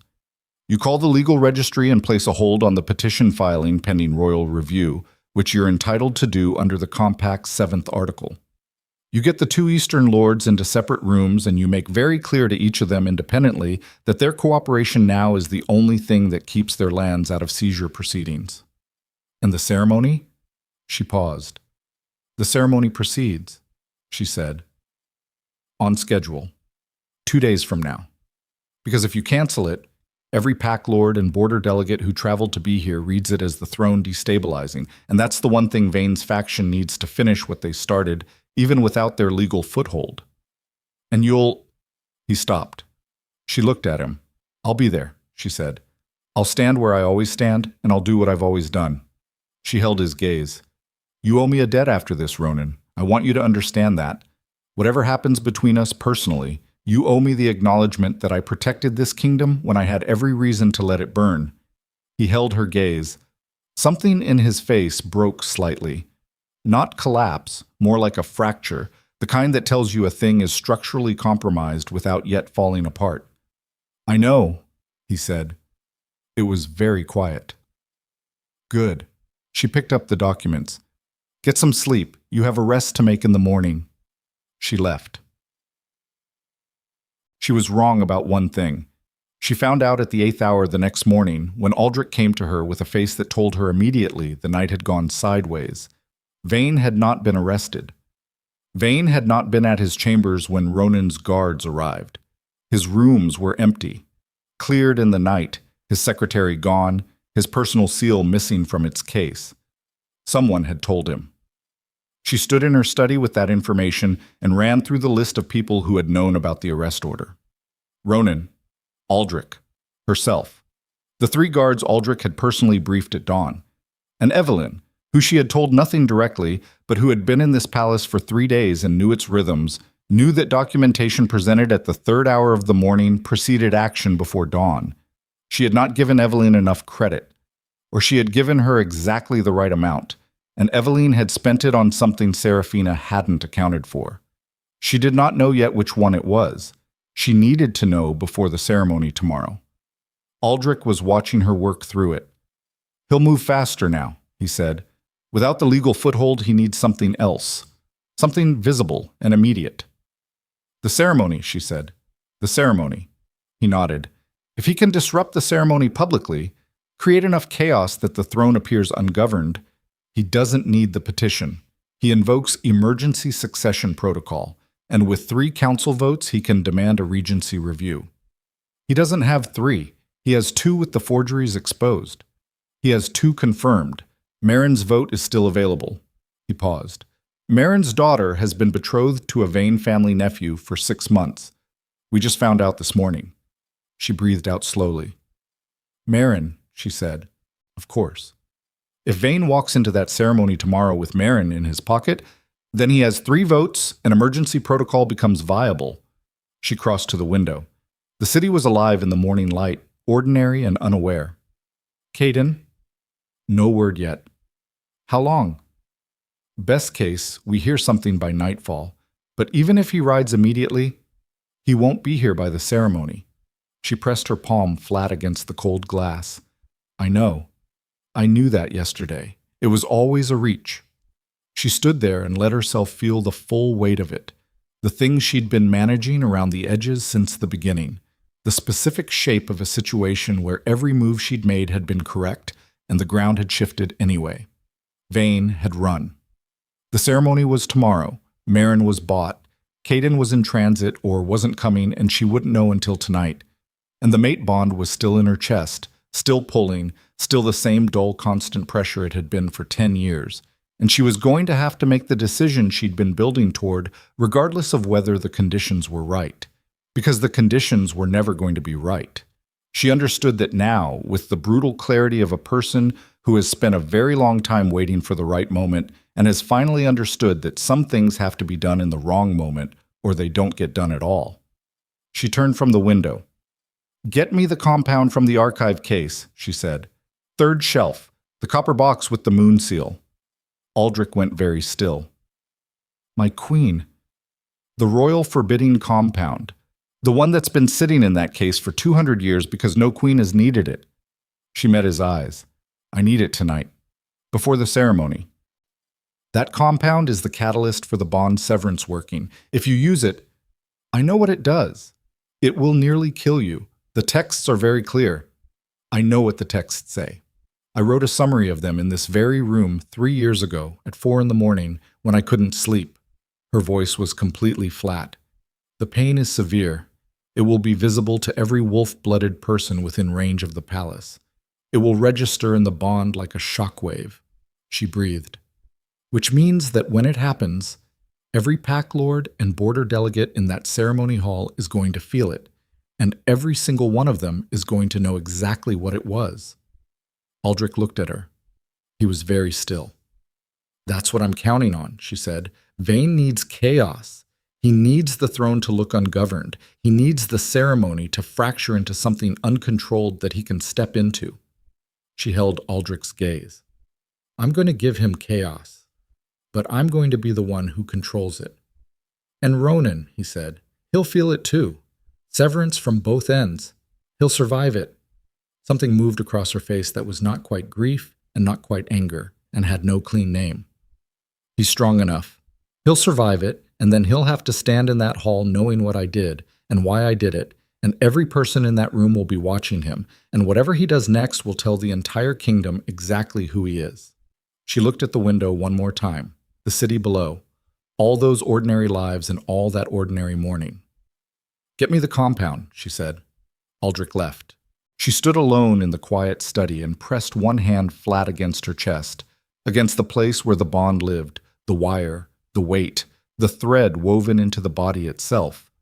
And she held it there for one moment and let herself feel it completely. All 10 years of it, every cold corridor and every small kindness she'd kept count of, and every time she'd stood in front of someone trying to diminish her and refused to move. She felt all of it. Then she took her hand away. She had a ceremony to prepare for, and for the first time in 10 years, she wasn't preparing to stand beside someone. She was preparing to stand alone. The compound arrived at midnight. She sat with it in her study and did not open the copper box yet. She needed to think clearly for a few more hours, and the compound's proximity had a particular quality to it. Even sealed, even cold, she could feel it like a sound at the edge of hearing, the specific frequency of something very old and very serious.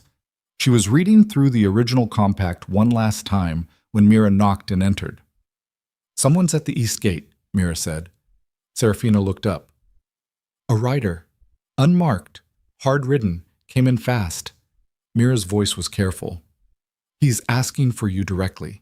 Not the king, not the chamberlain. He gave a name," she paused. "Caden." Serafina stood up from the desk so fast the papers scattered. She was at the door before Mira finished speaking. She crossed the corridor and the back passage and the servant stair in less than 2 minutes, not running, moving at the specific pace of someone who has taught herself that running looks like fear, and fear invites the wrong kind of attention. The rider was in the small anteroom at the east gate, still breathing hard, smelling of horse and cold wind and 2 days of riding. He was young, maybe 20, and his eyes when he looked up at her had the quality of someone who had been told exactly who he was carrying this message to and had taken it seriously. He held out a sealed letter. She broke the seal and read it where she stood. Pack Elder Caden was not sending a message. Pack Elder Caden was 2 hours out with 400 wolves and a personal statement for the queen that he was ready to make at any venue she chose. She read it twice. Let the word settle. 400 wolves, 2 hours out, the ceremony in the morning. She looked up at the rider. "Tell him east approach. The lower holding yard, not the main gate. No banners. Quiet entry." She held the young man's eyes. "Can you ride back?" "Yes, my queen." "Then go." He went. She stood in the cold anteroom alone for exactly 5 seconds. Let herself feel the specific quality of a plan that has been fractured and rebuilt and fractured again, finally finding solid ground. Then she picked up her skirts and went back upstairs. She had a compound to open and a bond to end and a kingdom to hold together, and she was going to do all three before the sun came up. But she was not going to do them alone. In the great hall above her, the Blood Moon Festival banners hung still in the airless night, red and silver, swaying slightly in a draft from the high windows. The ceremony platform stood empty, the seats arranged in their formal rows, the throne at the center, unoccupied, waiting. She looked at it once through the archway as she passed. Tomorrow, that throne was going to belong to whoever was willing to bleed for it. She had been bleeding quietly for 10 years. She was done being quiet. The compound burned going in. Not the dramatic fire she'd half expected from the old texts. No heat on the skin, no visible light. Just a deep interior burning, the specific sensation of something very old making contact with something it had been designed to find, and then a pressure in her chest that took the mate bond and pulled it taut like a bowstring drawn to its absolute limit. She set down the copper box. She breathed through her nose, 4 counts in, 4 out, the way Aldrich had taught her to breathe before a hard decision. The compound needed 6 hours to reach full activation. That gave her until the ceremony. She went to bed. She did not sleep.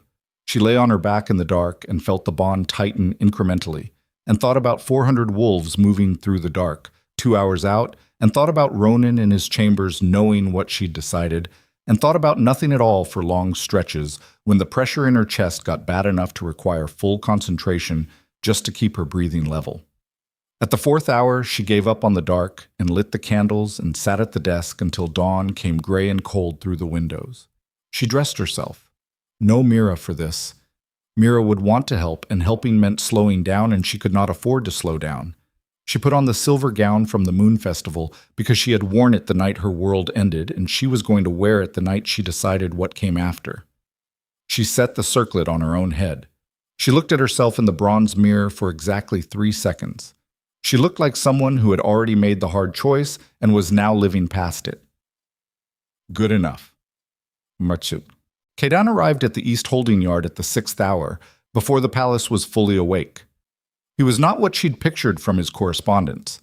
The pack elder of Ashfall wrote in precise, economical language that she'd always imagined coming from a precise, economical man. He was not that. He was large in the specific way of men who have spent 40 years doing physical work in cold weather, broad through the chest and shoulders, with a face that looked like the northern mountains had carved it. All angles and weather-worn planes, and a pair of pale gray eyes that moved over the holding yard and cataloged everything in it before he'd taken 3 steps through the gate. His 400 wolves were in the yard behind him, quiet and organized in the way of people who are used to waiting in cold places without complaint. He looked at Serafina when she crossed the yard to him, and he did the same rapid assessment he'd done on the yard, and then he said without preamble, "You look worse than your letter." "Your timing is better than I expected," she said. "We're even." Something moved in his face that might have been the beginning of a smile if it had gone further. It didn't. "What do you need from me?" "The ceremony is in 4 hours.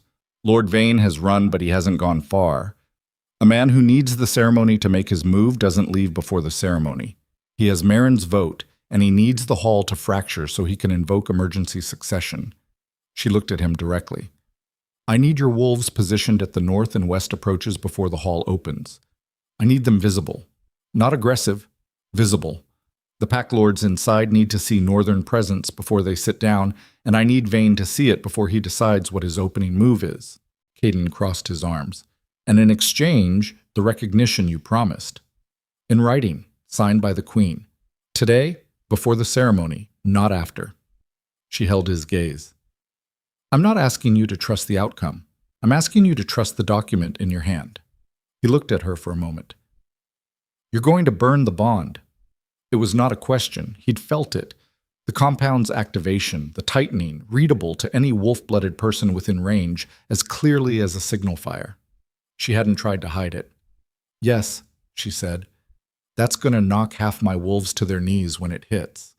"I know. Brief them. Tell them it's coming." She met his eyes.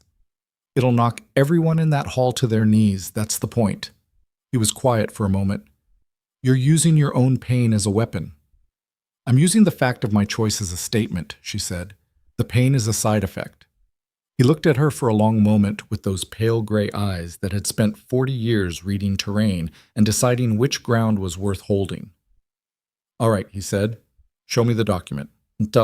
She found Ronan at the 8th hour, in the armor room off the main corridor, checking his formal ceremonial coat with the specific distracted focus of a man whose hands needed something to do because his brain was running too fast for stillness. He looked up when she entered. His face was controlled and hollow in the way of someone who has not slept. Caden is here, she said. I know, I felt them arrive. His voice was flat. 400. They'll hold the approaches. He looked at her, at the silver gown, at the circlet, at something in her face that he apparently couldn't look away from because his eyes stayed there a moment longer than was practical. You've taken the compound? Yes. Serafina, don't. She said it quietly. I made this decision when I had time to make it clearly, not in a crisis. I'm not going to unmake it because you're uncomfortable. She held his eyes. When it happens, you're going to feel it. Everyone will. What matters is what you do in the 30 seconds after it hits. That's what every person in that hall is going to remember. He was quiet. Vane is still in the city, she said. He won't move until the ceremony starts. He needs the audience, needs the legal structure of the ceremony gathering to invoke the succession protocol. When he makes his move, Aldrich will be at the east door with 12 Crown Oath guards. Your job is to stay on that platform and not step toward me. She held his gaze. Whatever I look like when it happens, whatever you feel, you stay on that platform. You're asking me to watch you. I'm asking you to trust that I know what I can survive. Her voice was very steady. Can you do that? He looked at her for a long time. The mate bond was pulling hard now. She could feel it, and from the tight set of his jaw, she knew he could feel it too. The compound's work reaching its peak in the hours before activation, making the connection between them almost unbearably clear right before it ended. She did not let herself think about that. Yes, he said. I can do that. Good. She turned to go. I need you to know something. His voice stopped her. She didn't turn. What I did at the festival, the declaration, it was real, what I felt. But it was also the stupidest thing I have ever done, and I knew it was wrong when I was doing it, and I did it anyway. A pause. I don't know why I'm telling you that. Because you're a man who is used to control, and you're scared, she said, still not turning. And because you think if you say the right thing, I'll change my mind. Silence. Will you? He said. She put her hand on the door frame, cold stone under her palm. No, she said. But I'll remember that you said it. She walked out. Chat. The ceremony hall filled at the 9th hour. Pack lords from 7 territories. Border delegates from the eastern and western reaches. The full royal court, the council members, the senior household. 200 people settling into formal rows in a stone hall, hung with red and silver. The blood moon banners stirring in the draft from the high windows. The throne platform at the center under a wash of gray morning light. Serafina stood at the entrance to the gallery and watched them file in and scanned faces with the trained attention of someone who has managed political rooms for a decade. She found Marin immediately, 3rd row, east side, sitting with the careful stillness of a man who has made his decision and is now waiting for the moment to act on it. She found the 2 eastern lords on the opposite side, together, which was the kind of tactical stupidity that told her they were followers and not architects. She did not find Vane. He was in the hall. She could feel it, the specific quality of a room that contains something dangerous that hasn't moved yet, the way a room feels different before the fire starts. He was somewhere she couldn't see from the gallery. She moved. She came down through the side corridor and entered the hall from the east approach, and took her position at the base of the platform stairs, and she felt the room register her arrival, and she felt, simultaneously, the specific shift in the air that meant Caden's wolves were visible through the high windows at the north and west approaches. 400 wolves in rough formation, not aggressive, just present, and she watched the room absorb that information. Whispers. The quiet movement of heads turning, pack lords from the territories looking at each other and recalibrating. Ronan entered from the main corridor and took the platform, and the room stood. He stood at the throne with his hands at his sides and his face controlled and his eyes finding Seraphina's for exactly 1 second before moving to the room. The elder began the ceremony words. She found Vane at the 4th sentence. He was standing against the far wall, between 2 men she didn't recognize. Not court, not council, not guard. They were dressed like household staff, but they were standing with the specific weight distribution of trained fighters, the kind that keeps the heels light and the center of gravity low. Vane looked across the hall and found her eyes and held them. He knew she knew. She could see it on him. The adjustment, the rapid recalculation. And she watched him decide that this changed the timing but not the plan, and she watched his right hand move toward the man beside him. She looked at Aldrich at the east door. She moved her chin once, left. Aldrich moved. Everything happened in about 4 seconds. Vane's hired men came off the wall. Aldrich's guards came through the east door. The elder's words stopped mid-sentence. The hall came up out of its seats with the specific collective surge of 200 people simultaneously realizing the room was not safe. And Vane's voice cut through all of it, loud and carrying and precisely calibrated for this exact moment. In the name of the council majority and the rights of emergency succession, I call for an immediate review of the Moon Throne. The mate bond has been compromised, the Queen has been administered a forbidden compound, and the King's authority is in question under Article 12 of the original compact. The hall erupted. Ronan's voice from the platform cut through it like a blade. Vane, you are under arrest for fraud and forgery against the Crown.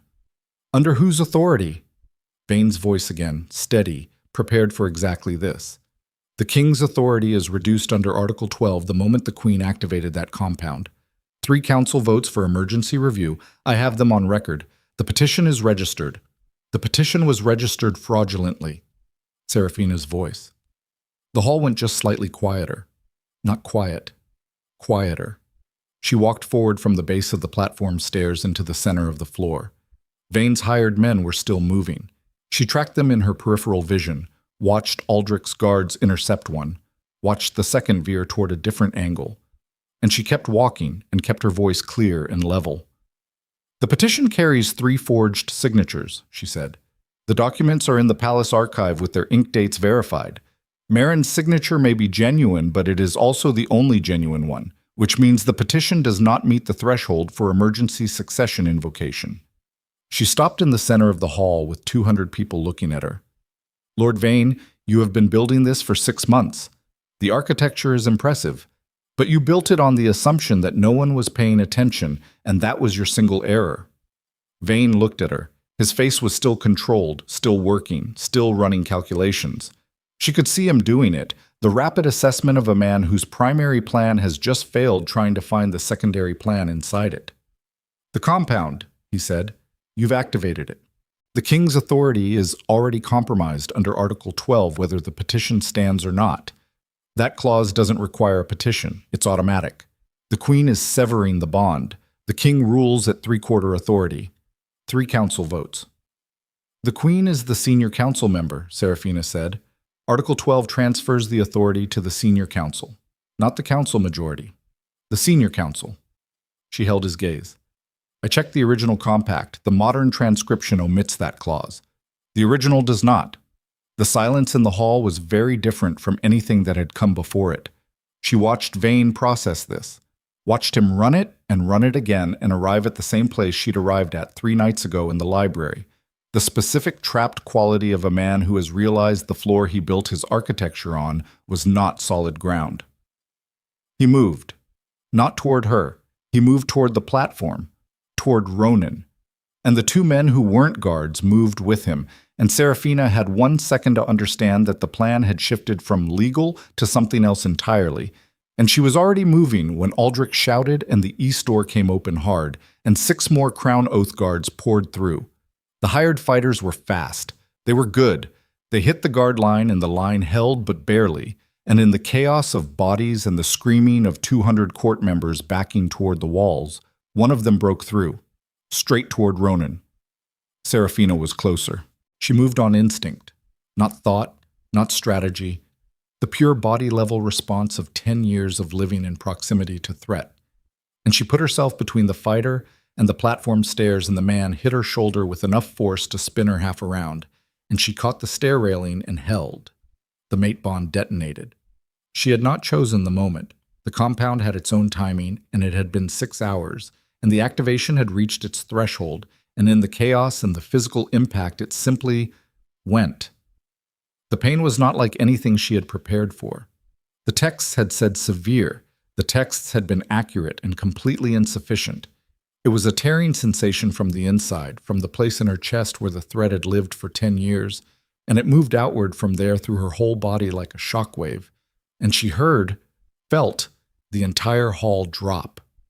Every wolf-blooded person in the room hit the nearest surface simultaneously. Pack lords grabbing the seats in front of them, border delegates going to their knees, Caden's wolves outside, 400 of them, going down and getting back up with the trained discipline of people who had been briefed, but briefing had not fully prepared them. Ronan hit the throne. She saw him, through the pain, through the gray that was trying to eat the edges of her vision. Saw him catch himself on the throne arm and hold himself upright by sheer force of will, and his face when he looked at her across the hall was the most open she had ever seen it, all the controls stripped by the shockwave into something raw underneath, and she thought, there. That's the man that's been in there. Too late. She had known it was too late. She looked anyway.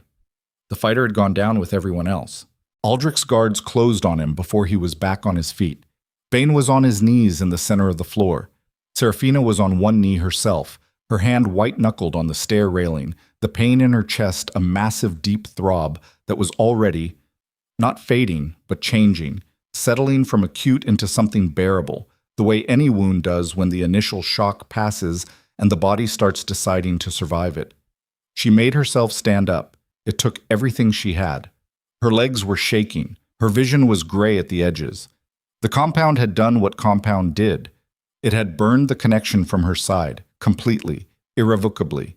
And the place where the bond had been was now just a place, a scar in the making, empty in the specific way only something long occupied can be empty.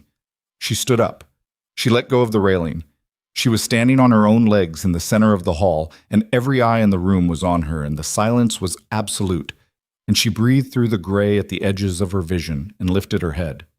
She looked at Vane on his knees. She looked at the council members finding their feet. She looked at Marin, who had not moved toward Vane during the chaos, who was standing with his hands at his sides and his face the face of a man doing very rapid accounting. She looked at the pack lords, at the border delegates, at every person who had traveled to this ceremony to see what the moon throne looked like when it was under pressure. She made sure they could all see her face, made sure they could see that she was standing. "Lord Vane," she said. Her voice was raw.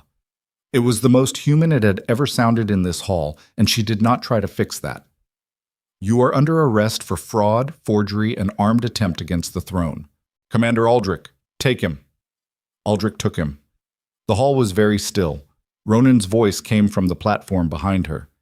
"Seraphina." Just her name, nothing else. But in the way he said it, she heard the full weight of 10 years and one terrible night, and 3 days of a woman doing what she'd always done, which was protect the thing she'd been trusted with, regardless of the personal cost. She did not turn around. Not yet. She had one more thing to do before she could turn around and face whatever came next. She raised her voice to the hall. "The moon throne stands," she said. "The ceremony continues. Whatever you witness today, you witness the throne hold. You witness the compact work exactly as it was written to work." She looked at the pack lords, at Caden through the high window where he'd appeared at the north approach, at the full assembled court of a kingdom that had been 6 hours from fracturing.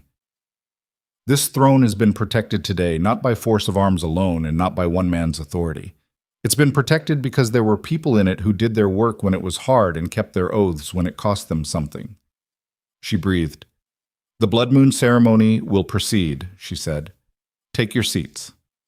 200 people sat down.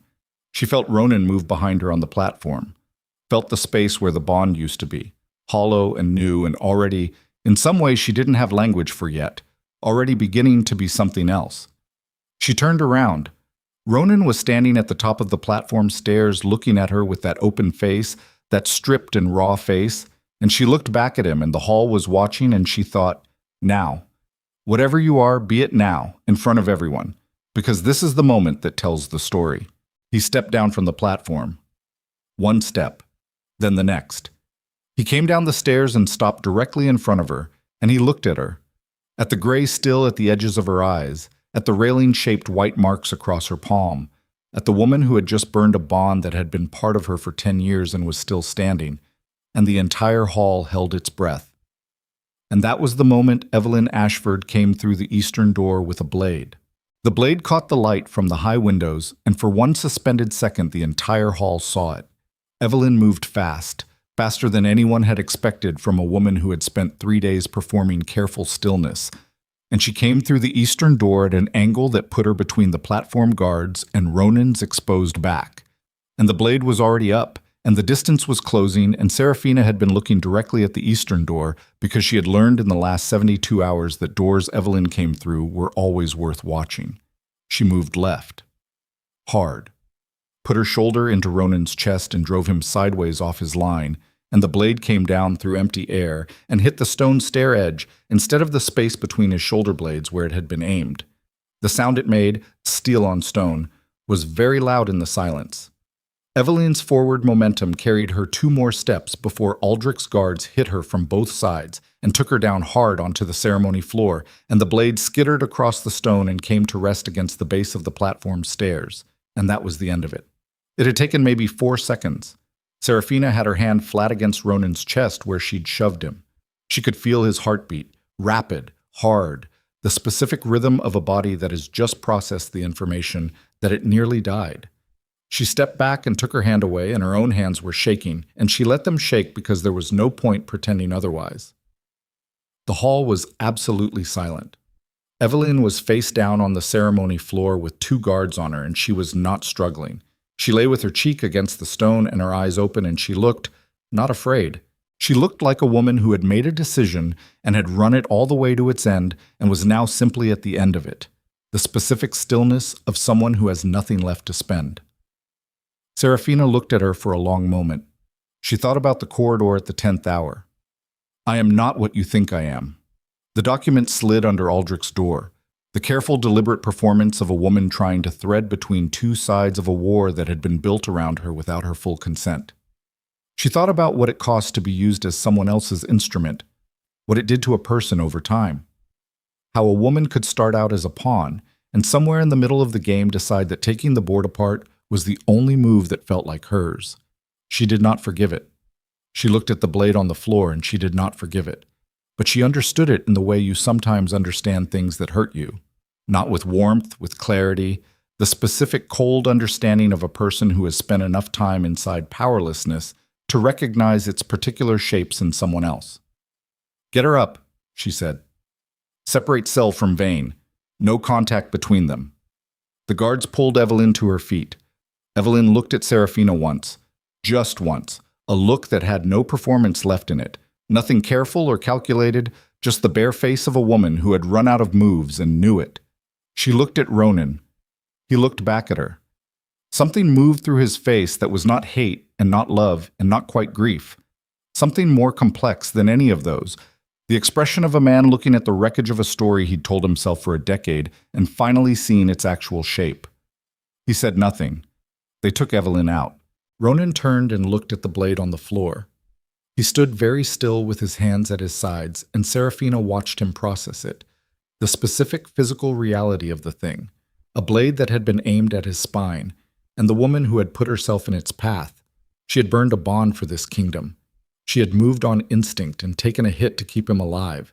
She was standing here on shaking legs with an empty place in her chest, and she was still doing the work. The hall was full of witnesses. Every pack lord, every border delegate, every council member and courtier and soldier, they had all seen it.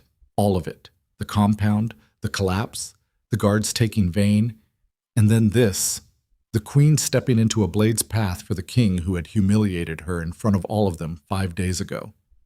They would talk about this day for the rest of their lives. She knew that. She had known it was going to be that kind of day since she opened the copper box. She turned to the hall. "The ceremony is over," she said. Her voice was steady. She made it steady through will alone, the same way she'd been making things steady for 10 years, the same way she intended to keep making things steady for as long as she needed to. "The Moon Throne is secure.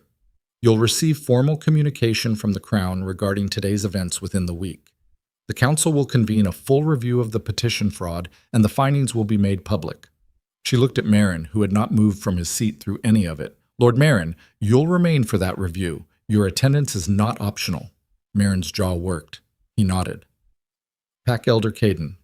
She looked at the north window where Caden had appeared. "Thank you for your presence. The Crown formally acknowledges the Northern Territory's equal standing in matters of succession, as documented this morning. That acknowledgement stands regardless of what comes next." Caden looked at her through the window for a moment. Then he put his fist to his chest, a northern gesture, the specific salute of one authority acknowledging another, and stepped back from the window. She looked at the room one last time. "Go home," she said. "Take care of your people." They went. The hall emptied over the next hour.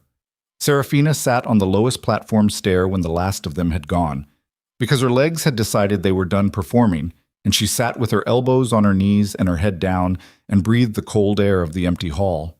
She heard Ronan sit down on the stair beside her. She did not look up. They sat in the empty hall for a while, the two of them, the red and silver banners moving in the draft above, the blade still on the floor 10 feet away because no one had picked it up yet, the light coming gray and late through the high windows. "You saved my life," he said. "Yes." "Why?" She thought about it. It was a real question, and it deserved a real answer. "Because letting you die was not the same thing as being done with you," she said, "and because the kingdom needed you alive and functional more than it needed me to make a point." He was quiet. "Those were your reasons," he said. "Were they all of them?" She lifted her head and looked at the empty hall, at the throne on the platform, at the blade on the floor. "No," she said, "they weren't all of them." She did not elaborate. Some truths were complete enough without being completed out loud. He breathed out slowly. "I've been trying to think of something to say since the ceremony started. I haven't found it." "Then don't." "I owe you." "You owe this kingdom," she said. "You owe the people in it who held the line while you were looking the other way. Pay them first." She looked at him sideways. "The rest can wait." He looked at the throne. She watched his face, and she saw the thing that had been happening in him since the bond detonated. The specific ongoing reckoning of a man who has been stripped of something he didn't know was load-bearing until it was gone. The mate bond had run both ways. She'd felt it from her side. She knew what it had cost her. She could see on his face, in the hollowed-out lines of it, what it was costing him. Good, she thought. And then, immediately after, not good, just necessary. That distinction mattered. She was going to need to hold on to it. "What happens now?" he said. Not to her specifically, more like a man thinking out loud in the presence of someone he trusted enough to think out loud near. Vane goes to the tribunal. The forged documents are entered as evidence. The Eastern Lords cooperate or lose their lands. They'll cooperate. She ticked it off without inflection. The council reform bill I drafted 3 years ago and was told wasn't a priority gets priority. The Northern Territories get their formal standing in writing. Marin loses his seat, which opens a vacancy that needs to be filled carefully. She paused. And the throne needs to decide what it looks like going forward. "What does it look like?" he said. She stood up, her legs held. She looked down at him on the stair. This man, the empty space in her chest, the 10 years, all of it. And she looked at him directly and said the thing she'd been carrying since she'd opened the copper box. "I'm not leaving," she said. "I know you thought I might. I know some part of you has been bracing for that since the ceremony. I'm not leaving because this kingdom is mine in the ways that matter. I built things in it. I know its people. I know its weak points and its strengths, and I have spent a decade earning the right to have a voice in its future." She held his gaze. "But I'm not going back to what we were. That's finished. Whatever the crown looks like from here, it looks like two people who do their work and maintain their oaths and do not pretend to be something they're not." He looked up at her, His face was open in the way it had been at the moment the bond broke, that stripped, undefended quality. "Is that enough for you?" She thought about it honestly. "I don't know yet," she said. "I'll tell you when I find out." She walked across the hall and picked up the blade from the floor and set it on the platform for the armory staff to collect. Then she walked out through the main doors into the cold afternoon light.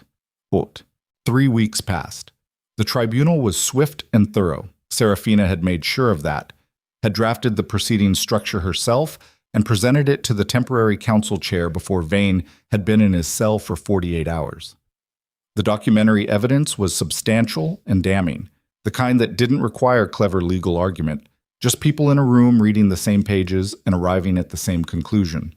Vane was stripped of his council seat and his lands, and confined to the eastern frontier territories under permanent watch. The two eastern lords, as predicted, cooperated immediately and completely, and with the specific, fervent enthusiasm of men trying to demonstrate they had always been on the right side. Marin resigned before the review recommended his removal, which was a distinction without much difference, but which he apparently felt mattered. Eveline was the complicated part. She had attempted assassination. That was a specific crime with a specific penalty, and Serafina did not soften the facts of it in her own mind or in the tribunal record.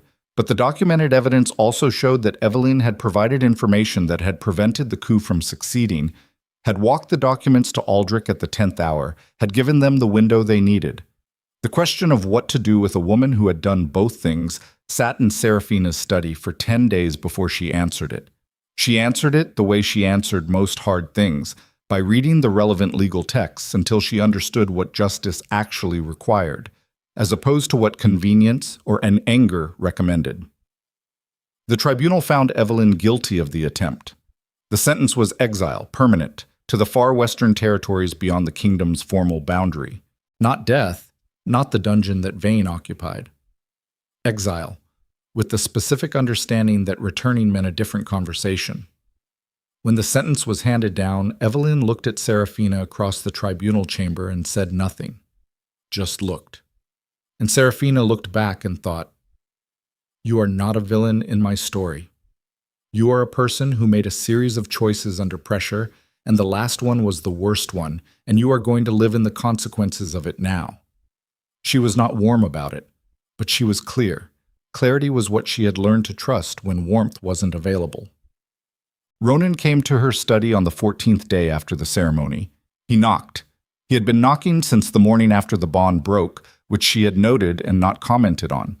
He came in when she called and stood in the middle of the room and looked at her at the desk and said, "I'm stepping down." She set down her quill. "Not under duress," he said quickly, "not because of the bond or the ceremony or anything Vane did. I've been thinking about it for 3 days and I want to say it clearly, so there's no question about the reason." He looked at her directly. "I am not the right person to lead this kingdom through what comes next. I have spent 10 years managing the realm from the position of a man who was focused on the wrong things, and the result is that the people who should have been my closest allies were building coups in my corridors while I was looking the other way." His voice was flat and unsparing, the voice of a man doing an accounting he had avoided for a long time. "You know this kingdom better than I do. You have for years. The work you have done in this room, the compact research, the northern alliances, the council reform, that is the work of a person who has been governing. I have been occupying a throne." Serafina looked at him for a long moment. "What are you asking?" "I'm not asking you to take the throne because I'm giving it up. I'm saying that the throne should go to whoever is actually fit to hold it. And I have spent 3 weeks watching you manage a post-coup recovery without losing a single critical alliance, and while running a tribunal that will hold up in the legal record for a century." He paused. "It's not close, Serafina." She stood up from the desk slowly. She walked to the window. The city was alive below, ordinary and unhurried, the morning market moving through its rhythms, children cutting across the lower plaza, the northern trade wagons coming through the main gate with their loads. Her city. It had been her city for 10 years in the ways that didn't show on paper. The people who had names she'd learned, whose disputes she'd mediated, whose children she'd watched grow up in the lower quarters while she walked the back streets in plain clothes because she'd needed to know the place she was governing, rather than the version of it that came to the palace in formal delegations. I'm not taking your abdication because you've decided to be generous, she said. If I hold this throne, I hold it because the council ratifies it, and the pack lords recognize it, and the compact supports it, not because you handed it to me. The council will ratify it. Caden's recognition is already on paper. He paused. I know you know that. I think you've known it for a week. She had known it for a week. She turned from the window. He was looking at her with the open face again, the one without all the control layered over it, the face of a man who had been stripped down to something simpler and was still figuring out what to do with the simplicity. Where will you go? She said. North, then east. The territories that were mismanaged under my watch. There are 7 of them with structural damage from the last decade of neglect. I know how to build things. I've just been building the wrong ones. He looked at her steadily. I'm not asking you to call it penance. I'm not asking you to call it anything. What are you asking me to call it? Work, he said. Just work. The kind that needs doing. She looked at him for a long time. The empty space in her chest had been doing something over the past 2 weeks that she hadn't fully named yet. Not filling, exactly, but changing texture, the way scar tissue changes as it sets. Less raw, more permanent, something that was going to be part of her without defining her. Then go do it, she said. He nodded once. He moved toward the door, stopped. I loved you, he said. Not the way you deserved, not consistently enough to make it mean what it should have meant. But it was real. He didn't look at her when he said it. He said it to the door, to the middle distance, to the version of the truth that doesn't require an audience. I want you to know that. She stood very still. I know, she said. He left. She stood at the window for a long time after, watching the city move through its morning, and she let herself feel the full weight of what had just happened. Not the political weight, not the strategic weight, but the human weight of it, the specific grief of a thing that had been broken for a long time finally being set down completely. It was not relief exactly. It was not triumph. It was quieter than either of those. The particular stillness of a person who has been carrying something heavy for so long that setting it down changes the way they stand. She stood differently now. She was going to have to figure out what that meant. The coronation was on a clear morning 6 weeks after the ceremony. Not elaborate. She'd refused elaborate. The court had pushed for the full traditional ceremony, the processional, the formal investiture, with the ancient regalia, all of it. She'd allowed the investiture and cut everything else. What remained was direct and brief and entirely sufficient, the compact read aloud in its original form, including the 2 clauses that had been missing from the modern transcription for 200 years, the senior council's formal ratification, the pack lord's recognition, and the crown. Caden placed it on her head himself. She'd asked him to. He was not what anyone had expected to see performing that role, and she had intended exactly that. Had wanted every person in that room to see whose hands put the crown there, what alliances had held and what new ones had been built, what the throne was going to look like going forward. The crown was lighter than she'd expected. She sat in the throne and looked out at the assembled court and the pack lords and the border delegates and the ordinary people who had been let into the lower gallery for the first time in 4 generations because she'd decided the people who lived under a crown deserved to see it placed. She did not make a speech. She looked at the room for a long moment, at the faces, at the people, at Aldrich standing at the east door with his arms crossed and his face showing nothing, and his eyes, for the first time she could remember, something like satisfied, and she thought about everything it had taken to get to this chair. Not just the last month, all of it. The 12-year-old girl at the harvest who had held the first second. The young woman who had walked into a summit and felt her world rearrange around a man across the room. The queen who had spent a decade building a house in a place she'd never been fully invited into. Building it anyway, building it right, making it solid enough that when the storm came, there was something real to hold on to. She had not been chosen. She had been bonded by chance to a man who was already elsewhere in his heart, and she had decided that the world she made in that constraint was still going to be hers, was still going to be worth something, was still going to mean something to the people she served. She had been right, not because she'd been perfect. She'd made errors, had been too patient when patience looked like weakness, had failed to cultivate foresight until the last possible hour, had trusted Evelyn's pivot without fully accounting for what a cornered person does when the options run out. She would make more errors. She knew that with the practical clarity of a woman who no longer needed to pretend she was above the cost of living, what she knew now, settled in her bones in the way that only experience can settle things, was that strength was not the absence of damage. It was not the performance of control or the maintenance of composure under pressure, though those had their uses. Real strength was the willingness to stand in the ruin of what you'd built, look at it clearly, and decide what to carry forward and what to leave in the rubble. She had left a lot in the rubble. She was going to build something better with what remained. She stood. The room came to its feet with her. Pack lords and council members and border delegates and the ordinary people in the gallery who had never been inside this hall before, all of them standing, and the sound of it filled the stone space all the way to the high windows. She did not raise her hand for silence. She let it continue for a moment, just a moment, and felt it land on her shoulders like something earned. Then she said, quietly enough that the room had to settle to hear it, "Get back to work. All of us. There's a great deal of it." They got back to work. Wohan.